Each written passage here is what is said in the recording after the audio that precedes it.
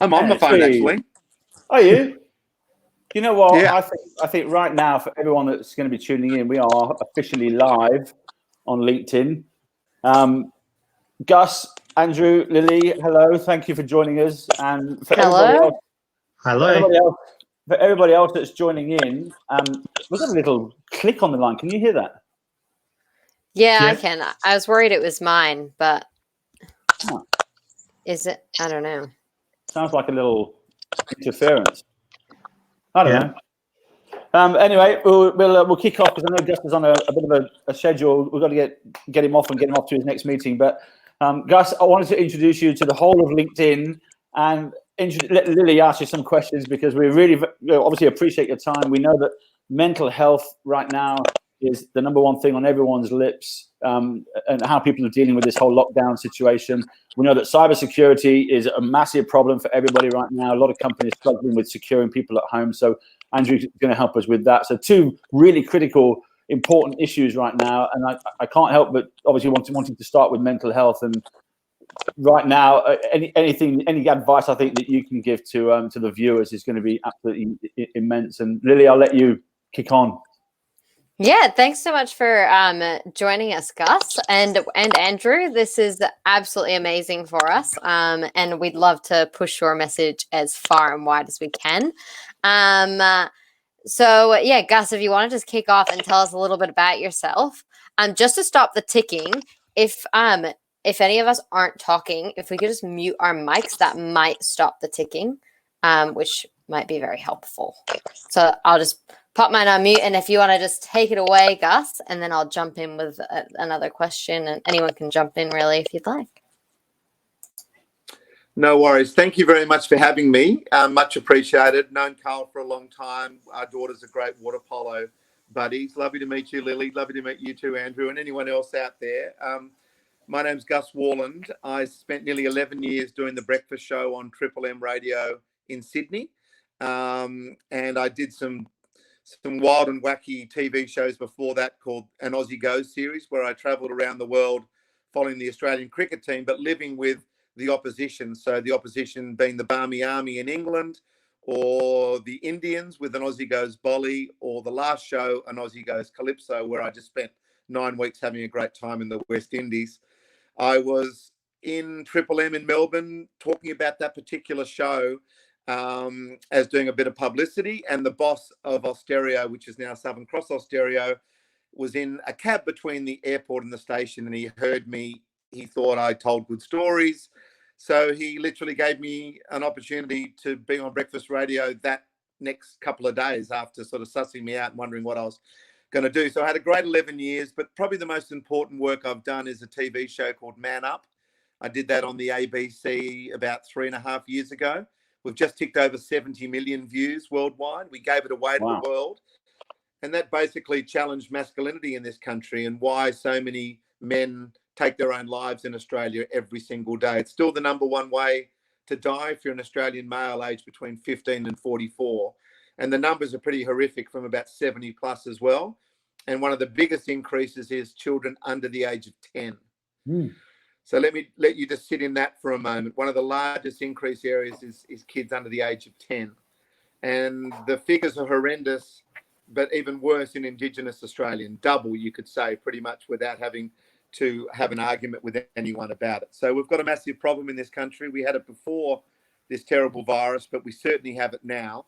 And what I'm on here today is, I suppose, to talk about Gotchadlife, the foundation I started after Man Up had aired, and I just put together programs, support programs of anyone in the mental health area. It was just men for the first couple of years, but now we're looking at men and women, because even though there's 6 men and 2 women dying every day by suicide, there's many more women attempting suicide. So it affects absolutely all of us. And I support anyone that has good programs, that needs love, support, help with organising themselves, help with them expanding and getting bigger.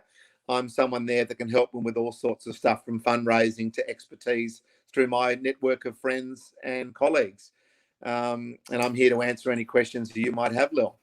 That's amazing. It's incredible what you're doing. Absolutely incredible. Yeah, honestly, I'm just so excited to ask you all these questions because I just want to hear more. So yeah, is there any particular reason why you like what kind of created the idea of Gotcha for Life, and what is Gotcha for Life? Yeah, I mean, a very close friend of mine, someone that I loved dearly. My father had left the family home when I was about 12, but he actually was pretty much gone from the age of about 2. And I fell in love with this other guy who was like 10 years older. He was like a father figure to me. He was married to my cousin, absolute champion. His name was Gus as well. So he was nicknamed Big Gus, and I was called Little Gus. In the end, I ended up being quite a bit bigger than him, but at the time, that's what the story was. And I just wanted to be him. When I did year 10 at school, work experience, I worked where he was working. I just followed him around like a little puppy, really. And when I eventually came back from England to Australia and needed to get a proper job, he was there to say, I'll back you. And I worked for Toshiba, where he worked for 8 years and had some success there. And I went to Toshiba in the UK and was working there for a couple of years. And just before I was going to come home to do my TV stuff, he took his own life. And I flew back to Australia. I went to the police and said, there's no way a bloke like him could have taken his own life. There's just no way. And they said, well, what sort of people do you think take their own life? And I said, well, not him. He's got everything. He ticks every single box. He's amazing. He's just perfect. He's got wife, 3 children, lovely home. He's the president of Palm Beach Surf Club. He's got a good job. He seems to have lots of mates. I just don't understand it. And they then tried to explain to me that, suicide, unfortunately, takes us all. There's no discrimination whatsoever. And I suppose I sat in silence for a long time, not quite believing that. And then eventually his wife, my cousin, said that she was going to climb Mount Kilimanjaro for Lifeline. And that just gave me that little opening, the fact that she started talking around Lifeline and Angus's mental health and so forth. So I said to her, well, would I be okay to do this TV show for the ABC, challenging masculinity? And also it's a bit of a journey for me to work out why Big Gus took his own life. And she said, yes, you can. It's time. So let's go. And that show, as I said, has had so much success. And it wasn't just a job for me. It was a pilgrimage, really. And now it's my total life. I've left breakfast radio so I can really focus in on it. And I just love it. And I'm just so sad every time I hear someone taking their own life. And that number of 6 a day, every day, just absolutely haunts me. Gus, and I think we're going to have...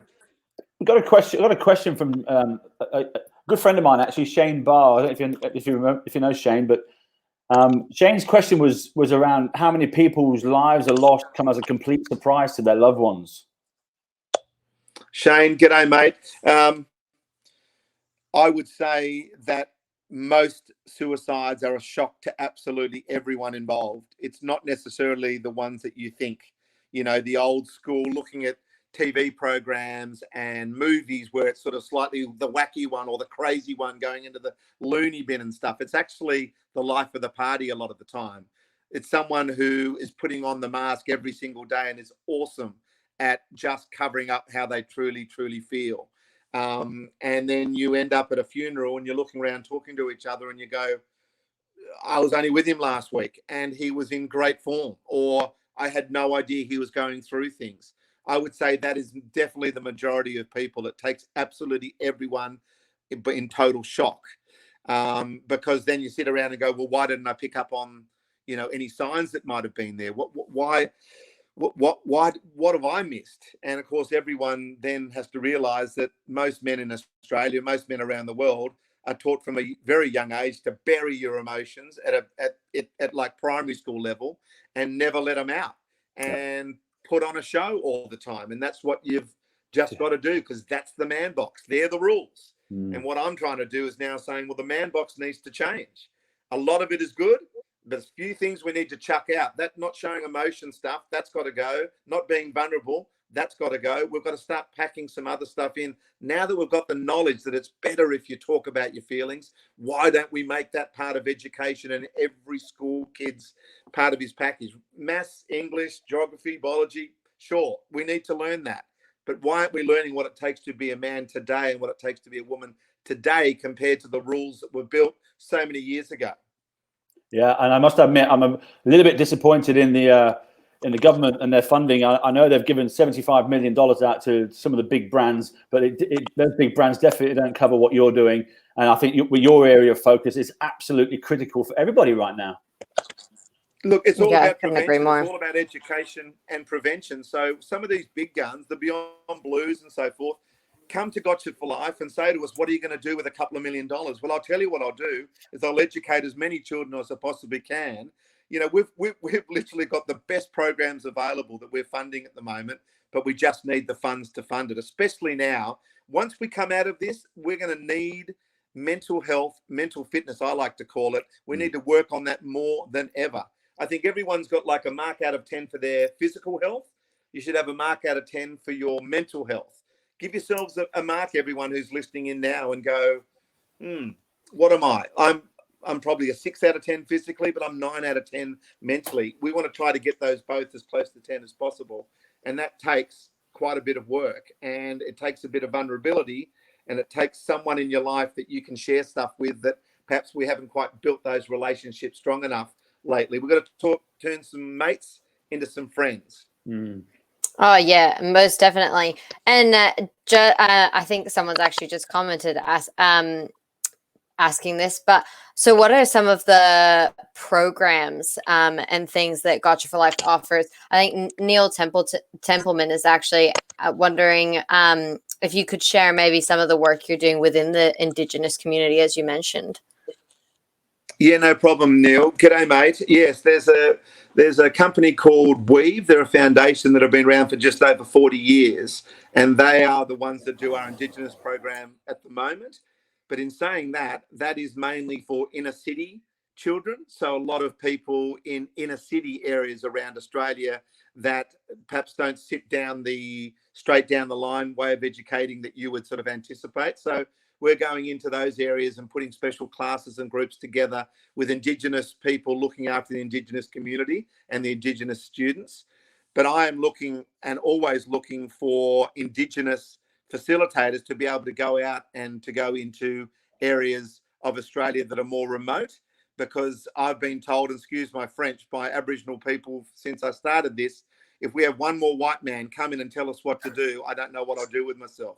We need to educate, and we need to make sure that we have an Indigenous person looking after an Indigenous community. There's the trust there that will allow us to build the safe place to be able to have the conversations of gravity, the conversations that actually mean something, that could change a culture, that could make everyone safe between our melons. So that is my constant search, is to try to find as many of those facilitators as possible. I've met plenty of really good ones that are already working in the area. I try to poach them the best I can, but what I really need is more fresh people coming into the sector, so we don't lose anyone from one area. If I grab one, we need as many of them as possible that can go out there and do the work, and they can then tweak it the way that they believe it's important to be tweaked. Like I said, it's not up for me to do it. I just want to give them the opportunity to do it. Yeah. Oh, that's amazing. So just kind of bringing the conversation back to like the current environment and why this is so important now. Just for some people that are just a bit in the dark, or they don't really think much about mental health, why is it so important now during this lockdown and during COVID-19? And how have you modified what you're doing with Gotcha for Life to fit our environment? Yeah, I mean, we've had to do a big pivot, and we've pivoted pretty quickly. We've turned all our programs, Tomorrow Man, Tomorrow Woman, Man Anchor, which is another program we're looking after. We've turned them purely into a virtual classroom or program now. So I did one 2 weeks ago on Zoom where we had 20 blokes from all around the world coming in from the UK, America. One bloke was in Ireland, and quite a few blokes in various states of Australia. And I was actually a little bit concerned about it, whether or not we could actually build the safe environment, because we find that most blokes won't talk unless they feel safe. And one of the great things that our programs do is that they build a safe environment. So blokes literally within a couple of hours, they may do it in the first minute, or they might do it in the last minute. they put their hand up and they share, and they're vulnerable and they're open to let people know what they're truly going through. And for a lot of blokes, it's the first time they've been, literally honest with anyone in their life, because they've just had this mask on and the uniform on for so long. So we've turned it into a virtual classroom, if you like, and I was worried about it, but it worked so beautifully. And in fact, we actually got some people coming on virtually that would never turn up at a sporting club or a surf club or a sporting club or like a scout hall or a town hall in regional or rural Australia.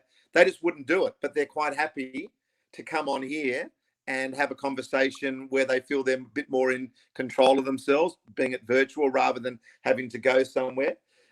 So it's a challenge. It'll never be quite as good, I don't think, as being actually in the room and feeling the love and feeling the fact that you're not alone. Like, I believe a lot of mental health stuff is you feel like you're the only ones going through stuff. And you realize you walk into a room of 250 blokes and you're like, wow, I had no idea there were so many blokes in my community that were obviously needing some love, needing some information and stuff. And it might be something you're handling really well, someone else isn't handling well, but you can help them with other things. And you realize you're just part of this big community that is just bumbling away, and we're trying to live in this perfect Instagram world, and it's all complete BS. I think there's one thing about co-live, I'm calling it co-live, let's coexist. One thing about co-live is that it's a chance for us to just reboot the computer, and realize where you are in this world, and realize that whether or not we actually can change some habits out of something so horrific, we could actually end up making ourselves a better community. Yeah. I certainly hope so, but pivoting so we can talk like this is the absolute key for now on. But I cannot wait to get out there and start giving some more man hugs, because I am missing it big time. I can't That's stand. That's completely fair enough. And I can confirm, Lily, every time Gus turns up to the side of the pool, to the side of the pool when our girls are playing, it's big man hugs everywhere you go. It's very, very everywhere. cool. Even if I don't know people very well, I still launch in if I can. Good. We need more of it. And yeah, just kind of bouncing on from that, like to anyone that watches this or is watching, like what would your message be regarding mental health? Like, what do you think we can all do that would help everyone around us? I think we're physically isolated, no doubt about it, and that's for the right reasons. And I think we've been a bit cavalier in Australia, not sort of coming to that point a little quicker than we should have. However, I think we're pretty much there now, but it doesn't mean that we're isolated completely. Technology is a wonderful thing. What we're using now is great. FaceTime, getting hold of people on Skype, giving them a text, sending them an email, however you want to do it. Please just keep in contact with people, because I believe mental illness and certainly suicide is a death of loneliness. You feel completely disconnected, and the people that I see who fortunately have failed in their suicide attempts all talk to me afterwards and say that they actually thought their loved one's world would be better off without them. Wow. I spoke to a dad one day, had 3 children, a wife waiting in the waiting room at the hospital, and I was in the bed next to him, talking to him, and he said to me, I said to him, mate, why? I just don't understand it. You've got 3 beautiful children there, your wife, you seem very much in love. And he said, I'm so hopeless as a husband, and I'm so hopeless as a father. That's how he thought, that actually if I died, then she would remarry, they would end up with a much better bloke as a stepfather. And in fact, out of love, he was actually trying to kill himself. So you think about that that's how low this person had got. He was so disconnected away from reality. It was incredible, because his wife and children absolutely adored him and thought that what he had done they were just horrified. And that's what most of us are going through, this complete disconnection at the moment. So please don't be disconnected. Check in with people. I've got this thing at the moment called Co-Live 19. Let's co-live together, 19 people in 19 days. Just one person a day. Contact someone that you haven't contacted in a while. Go through your contacts and give them a FaceTime. Yeah. Take a photograph, post it on socials. Let's connect the planet up by actually trying to connect with people now that we've got a bit more time at home. Doesn't necessarily have to be your best mates and stuff, because hopefully you're contacting them all the time. Contact someone in your contacts you haven't spoken to in a few months. Give them a tingle. Let them know you love them. Let them know you're thinking about them. And then he will take, or she will take up that challenge of 19, and eventually it'll spread, and we'll connect the planet up. You know what, Gus? When you did the Gotcha for Life handshake a few months back, I remember just feeling that, just doing that alone, just that one handshake and taking a picture of it and putting it on social media, even that actually raised my levels and my vibrations and made me feel better by doing that. So I think that's good.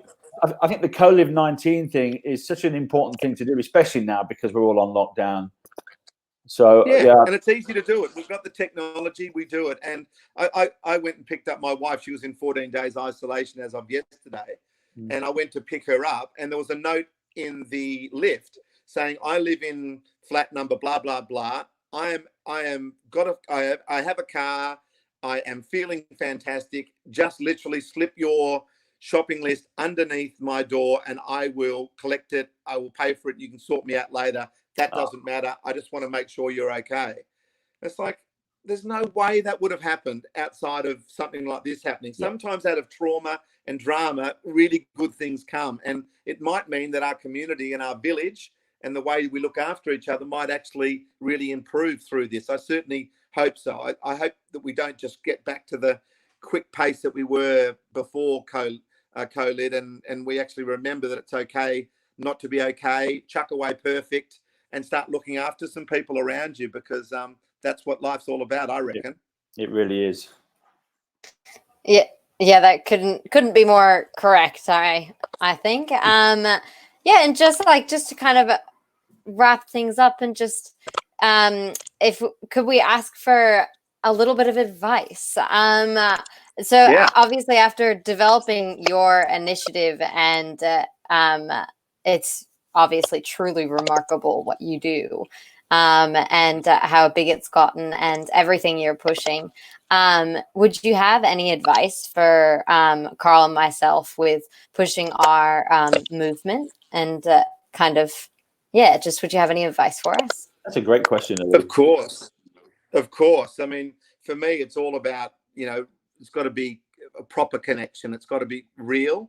I think people will see through anything that's not real. And I think we've got a pretty good eye and nose for BS these days. So if you're trying to do something that absolutely fair income, and what you guys are doing is fair income, because it's such a lovely charity partnership to what you guys are doing. And it's all around connection. I believe everyone's mental health and everyone's life is much better when you're surrounded by like-minded people who love you, that have got your back, who are interesting and exciting, and you can talk to them in all different ways and stuff. I mean, the world can be such an awesome place. And what you guys are offering is a marketplace for all these people to come in and to be awesome and to help and to share and love each other. So that to me, and I've known Carl for a long time, if there's one thing, he's always joking around and he's fun and stuff, but he's genuine. And I think genuine is the key. And if you guys keep that type of thing as your underlying mark for your cause and for your what you're doing, then that you cannot go wrong. Bless you. As simple as that. And anyone out there that is doing it a bit tough at the moment, I've got a few different tips for getting up in the morning, having a shave if you're a bloke, or just your normal routine if you're a lady. Don't give your boss the commute. So if you're normally in a bus or in traffic or on the train or whatever it might be for an hour, then that hour is for you to look after you. Whether that's walking the dogs or doing something with the kids, or starting a puzzle or doing something, making sure you're exercising, making sure you're getting good sleep. It's so hard at the moment walking around home and not picking up a biscuit. That's massive. That's huge. It's huge. Don't give your boss that have been. Don't give your boss your commute. I love that. Don't give your boss your commute, and don't give your tummy that extra Tim Tam either.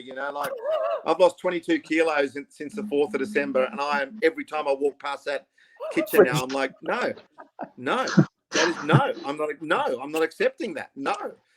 It's bloody hard though, because we're so out of control and we're out of our normal schedule and our normal plans. It's really, really hard. So just try to keep yourself into some sort of routine. Write down, at 12 o'clock, I'm going to get up off my seat. I'm going to go for a walk, or I'm going to go and do this or go and do that. Stay in that and try to stay as positive as possible without having the bloody news on all the time. Look at one news source, and I do that on the internet, the government site, every day. Other than that, it's Netflix for me, because Sky News that does my head in. 7, 9, and 10, they're all just coming from different angles and stuff, and it's just confusing the out of me. So I just try to keep myself informed with the government stuff. And if I keep to sort of that stuff, then I'll probably get through this pretty well. And hopefully, it's only a few more months, we're thinking, and then we'll look back on this and go, we survived it. Look how much bloody toilet paper I've got left over, and how much bloody pasta I bought as well. Gus, I can't thank you enough for your isn't it? How time. much pasta? Wow. Yeah, I can't even find any in our shops over here in Double Bay and it's all sold out. We never get anything. You poor thing in Double Bay there. I hope you're okay, mate. First world problem.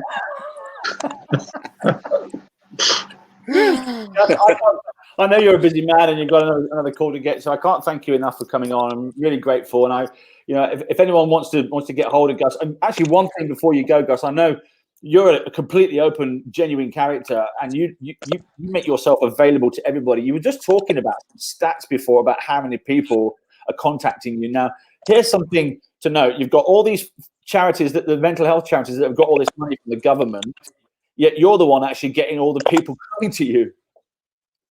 Well, I think blokes who have listened to me on the radio and people that have watched my TV shows and stuff, they sort of feel like they know me, and I like that. I think that's one of the things that I can offer, is I am a genuinely sort of just down to earth bloke, like just having a crack, having a go at trying to fix something.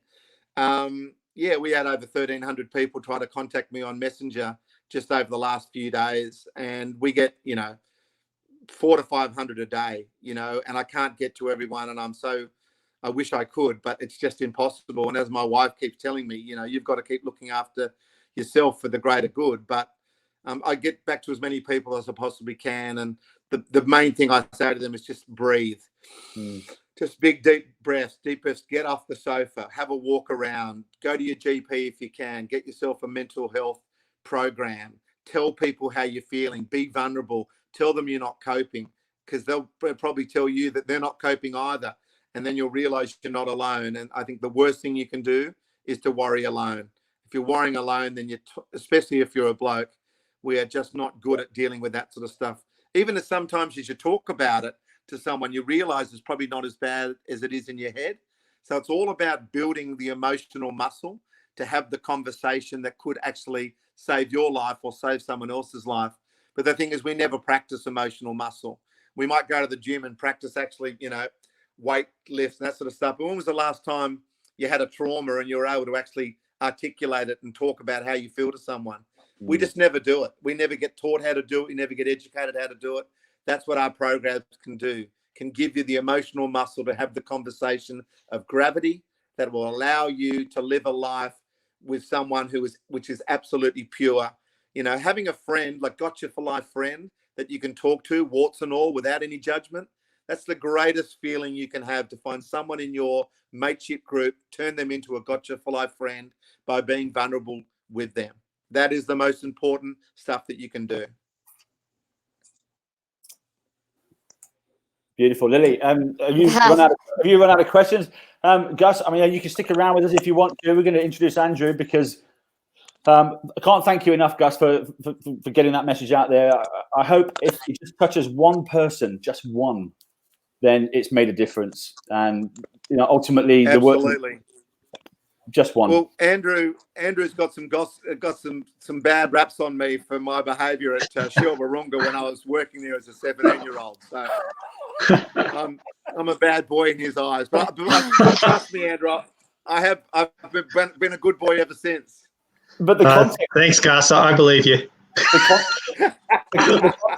Nice to see you, Cal. Nice to meet you, Lily.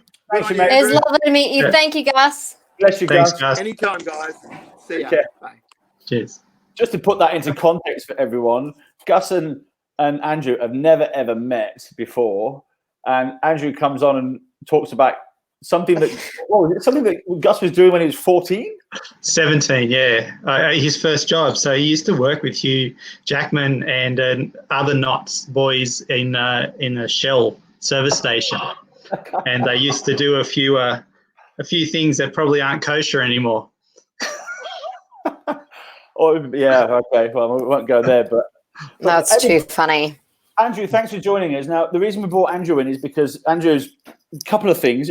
one of them is Andrew was one of the execs that used to take meetings for us whilst at WestPac, as you know, in your capacity as head of security services. And I think right now, cybersecurity is on everyone's agenda. It literally is. It's, you know, there's so much stuff going on. Just to give you a background on Andrew, obviously at WestPac, he was the head of cybersecurity services. I was hacked probably, I don't know, a month or two ago. I came down to my desk, to my PC here, and I sat here, and there was somebody actually took control of my mouse, and they were setting up folders on my desktop and moving stuff around. And I shit myself, and I thought, what? And I literally closed it down, unplugged, and I called Andrew. And I said, Andrew, I need your help urgently. And Andrew, he was such a busy guy over at WestPac. He said, come and meet me for lunch. And we sat downstairs in some pub in the city.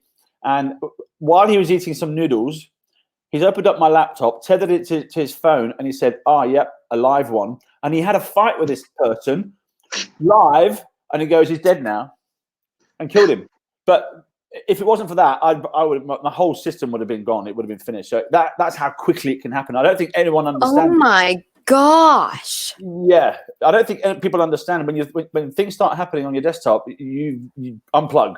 But Andrew is now working, is an investor and a co-founder of a company called Cloudpurge, which does exactly that. It protects people at home. So I wanted Andrew to have an opportunity to introduce that, because the click with no fear thing, I think, is really even more relevant right now, right? Yeah, it definitely is. Yeah, and just on that one with yourself, Carl, I mean, that was someone who was opening up your Excel files, looking to see if they could find some usernames or passwords, so that, you know, checking out your Internet Explorer or your browsing history to try and, you know, get into your bank accounts or other things like that. That person was there trying to compromise your life. And just like a real break-in, it affects you. They've come onto something that is very personal to you, your device that you use to live your life. I mean, look at us now. We're all on a device, and this is how we're keeping in contact with each other. That's insane. And I guess that's why Cloudpurge was born. I mean, I've been doing this a long time, 20 plus years. And through all that time, every security product I've ever used has always had some sort of failing. And the way I like to explain it is that most products use something where you go, oh, well, something determines whether something is good or whether something is bad. What happens, though, is that they get it wrong. So sometimes they declare something that's actually good to be bad. And what happens is your business is impacted. You can't talk to your customers. Your website's offline. You know, you can't actually do what you need to do. Other times it declares bad things as good. When it does that, well, what happens? You're compromised. You get ransomware, you're phished, your identity, your personal identification, all taken.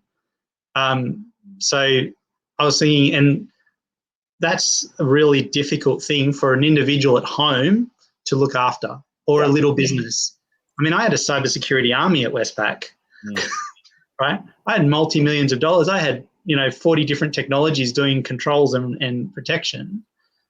But you can't do that, meetmagic can't do that. So is that kind of like Cloudpurge's role, or is Cloudpurge something totally different? Like, could you tell us a little bit about that? Sure. So our purpose is just to allow everyone to go onto the internet and to use it without being any fear, no compromise, not anything else. So we don't want anyone to be harmed going onto the internet, and you shouldn't have to be. You should be protected. You should feel safe. Like, it should be one thing that people think is when they connect themselves to the internet that it's actually a good place, that it's nice, and like it's got little cottages and picket fences and rose bushes. Actually, it's probably more like the worst neighborhood in Kosovo in wartime conditions is what the internet's actually like. And so how do we protect everybody that connects as they do that? So the moniker we've come up with is Click with No Fear. And that's our platform that we've built. And its job is to even the playing ground for every person, every small business, all the way up to large corporates. But it's to even that playing ground so that you can actually go onto the internet and not worry about things. Like that guy who got onto Carl's computer, he was a malicious actor, out for no good. And Cloudpurge in front of that would have meant that he could never have got onto Carl's computer. probably the best way to explain it is if you've ever seen, I don't know if I can share a screen, but if you've ever seen a scientist and they've got this box, and in that box they've got these rubber gloves, and they put their hands in, and inside that container they do their experiment. And the gas can go off, it can blow up, and that container protects you. Those gloves protect you. You can still interact with it, you can still use it, but you're protected. That's what Cloudpurge built online. I like that analogy. Cool. A bit of an echo there. Yeah, I don't know if it's my like my mic. That's why I keep muting my my mic, because I'm worried it might be my echo. But anyway, so yeah, did you want to tell us a little bit about like how, I'd love to hear from Carl and from Andrew, like how you guys met and how you kind of got involved with the Meeting for Good and kind of what your experience with it was? Jesus, I'll take that one. You know, I was trying to sell to Andrew in my jobs, in my corporate sales jobs. I could never get anything across the line. It was just bad timing every time I turned up. But Andrew would always give me the time of day, which is really beautiful. And that was how we met originally. And then one of my very close friends, who I've known for 20 odd years, a guy called Shane Bellos, he told me that Andrew was a part of his startup. And Shane and I worked together for many years. And basically now Shane and Andrew are partners in Cloudpurge. Shane and Andrew have co-founded it. So it's like just completely random. The way it's all the circle has just been drawn, come back together again. Yeah, 6 degrees of separation. Yeah, literally. then of course when we set Meetmagic up, Andrew was just like, okay, I couldn't sell to you, so I'm going to get you to take a meeting. And so Andrew has been absolutely more than generous, taking lots and lots of meetings. And there's probably some people watching now who have met with Andrew through Meetmagic, and Andrew has been obviously very generous with his time, and we've raised money certainly for Starlight, and we've pushed it to other charities that Andrew chose as well back in the early days. So Andrew's absolutely internally at WestPac, we've got multiple people on board who are taking meetings with us now. In fact, Anastasia, you probably know all these guys. Mm-hmm. There's Richard Holmes, there's Craig Bright, there's all these. I think Ratner's just come on board. Ratner Gandhi, who's in the compliance space. So there's a whole lot of people at WestPac who Andrew's helped us bring on board. And of course, we've even had Brian Hartzer, the CEO, before he stepped down, take a meeting with us, which was really, really interesting, really powerful. Wow, yeah. I didn't know Andrew had been there from the get-go. That's so cool. I was taking meetings with vendors anyway. And I'm not really a cyclist. I'm not much of a runner. So in regards to helping out charities, that's probably not my forte. I'm doing those things. But I thought, as an executive who had a job to do, and one of my jobs was to keep up to date with the current technologies, to make sure that I'm using the right solutions for, and spending shareholders' money wisely and doing those things. Meeting for Good made real sense, and it made a way for me to be able to give back, doing the same thing I'd be doing anyway, which was to take a meeting. Now that might seem like it's overly too much for a poor company. Oh, well, you would have given it for free, but actually I had very limited time. I ran 40 different vendors' products in my area alone. Even if I spent 1 hour each with them, it's a whole week of time, doing that.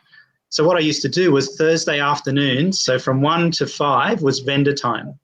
And as many vendors as you could fit in those 4 hours is who I would meet with. Wow. Got a question here from Neil Templeman over. If anyone doesn't know Neil's a lovely friend of mine, and he's a director at Bidem Solutions, which are actually helping out the Aboriginal community. So they're basically a company that's got all these different cybersecurity technologies. And every time they sell some to government and to enterprise, they send a portion of that money to help educate Aboriginal people in cybersecurity, which is absolutely phenomenal. So Bidem Solutions, if you want to go and have a chat with Neil.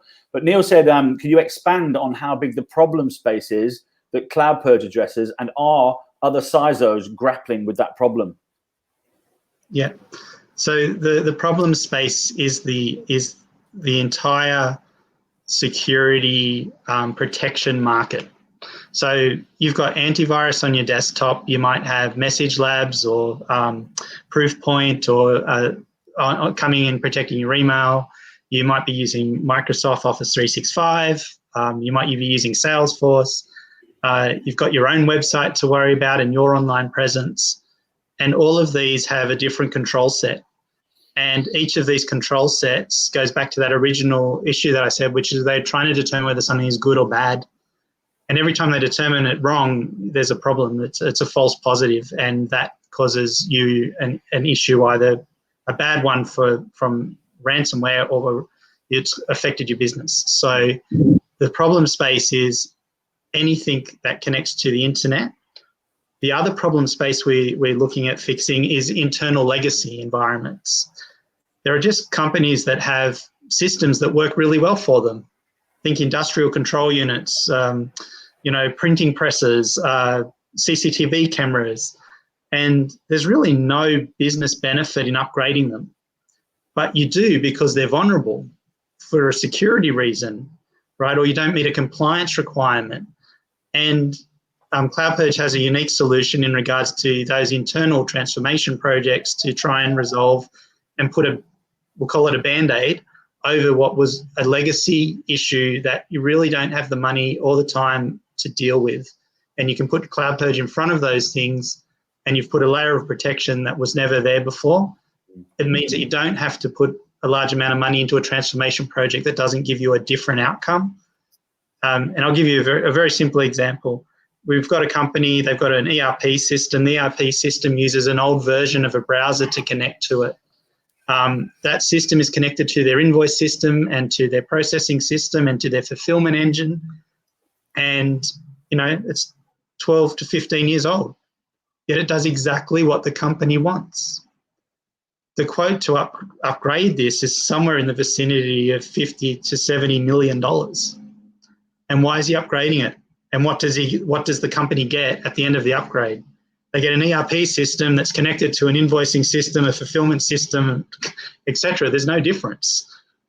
They just have a more up-to-date system, but it actually didn't provide them any other benefit, and they spent $70 million. Is that a real good spender of your scarce funds? Absolutely not. Absolutely not. And there's a couple of companies out there right now, and I think cost takeout is a huge thing. One of our clients is a company called Nitro. Michael Helder's probably watching, but Nitro are an Adobe Acrobat replacement, and you don't need Adobe anymore. The licenses are anyone that's got licenses that are coming up for renewal. I'd urge you to go and look at Nitro because they're at least 50% cheaper than what's currently available. And it's that, like you say, it's that transformation piece. You don't need to keep doing the same thing over and over again. So I see what you're doing is exactly that. It's the same sort of principle. They could be doing exactly the same things they're doing today for a way lot less. Yeah. Yeah. So I hope that answers Neil's question, and thanks for the question, Neil. Yeah, that was a fabulous answer, I thought. So my next question was, so how did you, so obviously you heard about the Meeting for Good initiative. Yep. What were the, just coming kind of from, I'm just going to close my window 1 sec because my neighbours decided to mow the lawn. Mine too. I got the leaf blowers out here. Perfect timing. I've got the leaf blowers out here in the eastern suburbs. They always bloody turn up. And why can't the leaf blowers work from home? God, that's a bit harsh. Anyway, that's what happens. That's what happens live working from home. I totally get it. Yes, exactly. So my next question was obviously from an executive's perspective, as you kind of came from with Meeting for Good, what were the benefits for you using Meeting for Good rather than kind of getting those meetings in a different way? So a couple of things. I really hate speed dating at those vendor days where they, and I know it's part of the dance that you have to do. It's part of the 1980s throwback that needs to die. Yeah. But you're going and meeting with people and you've got, you've got 15 minutes maybe 5, you know, and they try and do a whole, I call it a vomit pitch, right? It's just straight out at you, and you go, okay, was there anything in there that was worthwhile? Would I actually meet with them outside of this? They know nothing about me. They didn't really, you know, I was just another one of the people that was coming through. They've done it 35 times that day. That doesn't really bring me value. So, and I don't have a lot of time, like especially as an executive, you know, we had very little time, and I also apologize to all the vendors who came in and I had to deal with an incident and your time was taken away from you at that point in time. It's like, sorry, got an incident, got to go. Or I can't meet with you even though you're downstairs in the foyer or at the coffee shop. The meetings for good changed that in regards to, one, I knew the person really wanted to meet with me. They've actually put their money on the table directly. They've asked to meet with me to talk about something that they think's of value or important. That's a huge difference just at the start of a meeting. You know, so I'm more invested already. Second thing is that we set the time. We tried to block out that time because I knew when it was, what it was, and because I knew that it was they've paid for this opportunity and they're helping out my charity, which is wonderful. I would try and make sure that I delegated any type of incident work to someone else while I was in that meeting, so that you had dedicated, you know, thought and time from me at that point in time. So it wasn't like I was sitting there, you know, with my phone and a message is popping up and I'm answering that and then doing something else. Yeah, these are dedicated meetings. And you were present and available, and that's really important. In fact, we just had a question come in from Shane again, Shane Barr over at Transformed, and he said, and this is something I always talk about, I call it the permafrost layer, and it's like it or hate it, it exists in every corporate right now. Is, I think for Shane's, one of the biggest challenges he's got is overcoming the middle management protecting their job and the middle management doing that permafrost thing, stopping things from happening. So somebody comes in and you've got something that can really add value to the business, but as soon as it gets to that middle management layer, the permafrost layer, it stops. How have you overcome that traditionally at WestPac? Yeah, I understand the pain, right? So it's very difficult. It's very difficult to change vendors, even if you come in with a better solution and a better price. What people don't take into account, and this is a little bit of advice, you're not taking into account from my point of view. I've got trained people doing something that you say you can do better. That's wonderful, but I've got them trained in some other product that's doing that right now. How long did it take me to get that product in place? 18 months, 24 months, 36 months? How long will it take me now to take that product, take it out, remove it, and then get it moved into the new one? I don't think at a corporate level people take into account how long it actually takes to get to that point where you can take your product into it. And how do you as a business bridge that gap of, hey, I understand you've got something now.